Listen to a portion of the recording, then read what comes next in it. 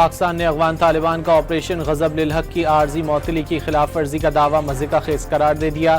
پاکستان نے جنگ بندی کی کوئی خلاف ورزی نہیں کی۔ وزارت اطلاعات فیکٹ چیک کی بنیاد پر افغان رجیم کے بے بنیاد دعوے کے حقائق سامنے لے آئی۔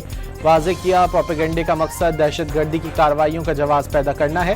پروپیگنڈا افغان رجیم کے اندر موجود مخالفین کی طرف سے بھی کیا جا سکتا ہے۔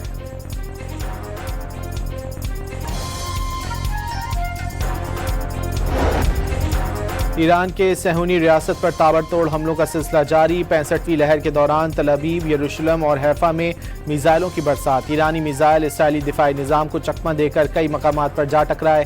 اسرائیلی حکام کا کئی ایرانی میزائل فضا میں ہی تباہ کرنے کا دعویٰ۔ اس سلسلے میں فوٹیجز بھی سامنے آ گئی ہیں جن میں دیکھا جا سکتا ہے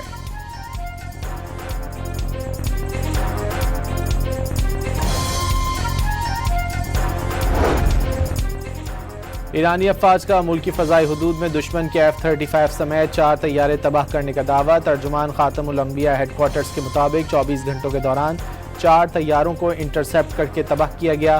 ترجمان سینٹرل کمانڈ کے مطابق ایران میں مشن کے دوران ایک F-35 طیارے کو ہنگامی لینڈنگ کرنا پڑی۔ طیارے نے مشرق وسطی میں ایک بیس پر ہنگامی لینڈنگ کی۔ CNN کے مطابق یہ پہلی بار ہوگا کہ ایرانی دفاعی نظام نے F-35 کو نقصان پہنچایا۔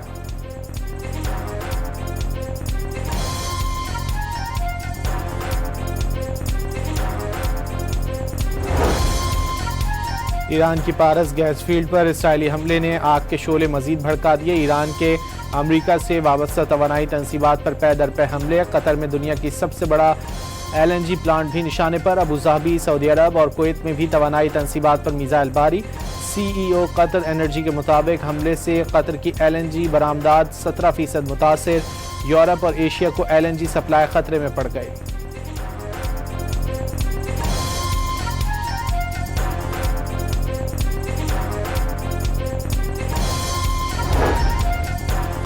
قطر کے وزیر اعظم محمد بن عبد الرحمن کہتے ہیں کہ ایران نے راس لفان پر حملہ کر کے اپنا اعتماد کھو دیا۔ کشیدگی خطرناک حد تک بڑھا دی گئی۔ ایرانی حملے فوری رکنے چاہیے۔ قطر نے ایران کے 2 سفارتکاروں کو ملک چھوڑنے کا حکم دے دیا۔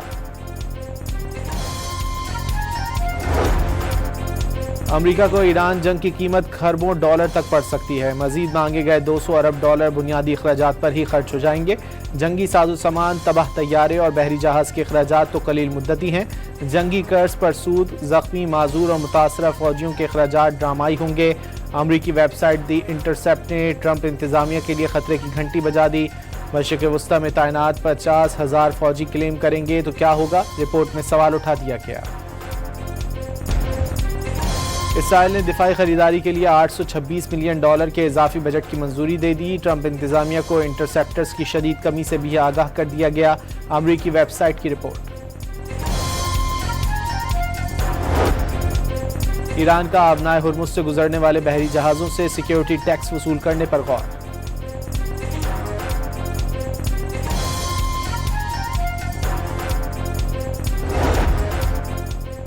امریکی اور اسرائیلی جارحیت کے باوجود ایران کا نیوکلیئر پروگرام ختم نہ کیا جا سکا۔ سربراہ international atomic energy agency Rafael Grossi کا دعویٰ، باور کرایا ایران اب بھی بھرپور نیوکلیئر استعداد کا حامل ہے۔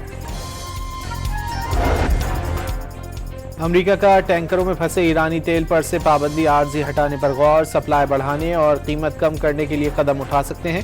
امریکی وزیر خزانہ اسکاٹ بیسنٹ کا فاکس نیوز کو انٹرویو، کہا عالمی سپلائی میں ایرانی تیل شامل ہونے سے قیمت مستحکم ہوگی۔ واضح کیا کہ امریکی ریزرو سے تیل کا اخراج مارکیٹ میں عدم استحکام کا سبب بنا۔ کسی دوسرے ملک میں پیش آنے والے واقعات کی بنیاد پر پاکستان میں تشدد برداشت نہیں کیا جائے گا۔ مذہبی جذبات تشدد بھڑکانے کے لیے استعمال نہیں ہونے چاہیے۔ فیلڈ مارشل سید عاصم منیر کا 2 ٹوک پیغام۔ فقہ جعفریہ کے علماء کرام سے گفتگو، گمراہ کن پروپیگنڈے اور فرقہ وارانہ بیانیے کے خلاف علماء کا کردار کلیدی قرار۔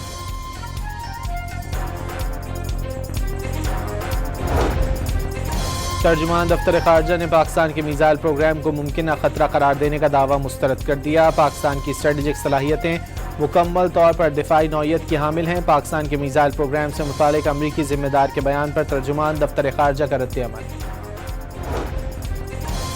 پاکستان میں شوال کا چاند نظر نہیں آیا۔ ملک بھر میں عید الفطر ہفتہ 21 مارچ کو منائی جائے گی۔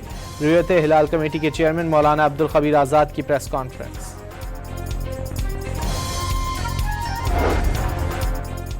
وقت کم اور مقابلہ سخت، ملک بھر کی مارکیٹوں میں عید خریداری کا رش، خواتین کو میچنگ کے دوپٹوں کے ساتھ جوتوں اور چوڑیوں کی تلاش۔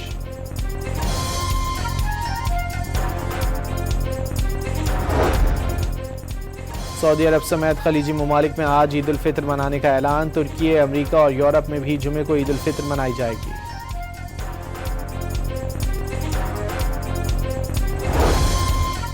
اور کراچی میں دوسرے روز بھی کہیں ہلکی تو کہیں تیز بارش، Gulshan Iqbal, Gulistan Jauhar, federal B area, north Karachi اور نارتھ ناظم آباد میں بادل خوب برسے، کیماڑی میں یالہ باری۔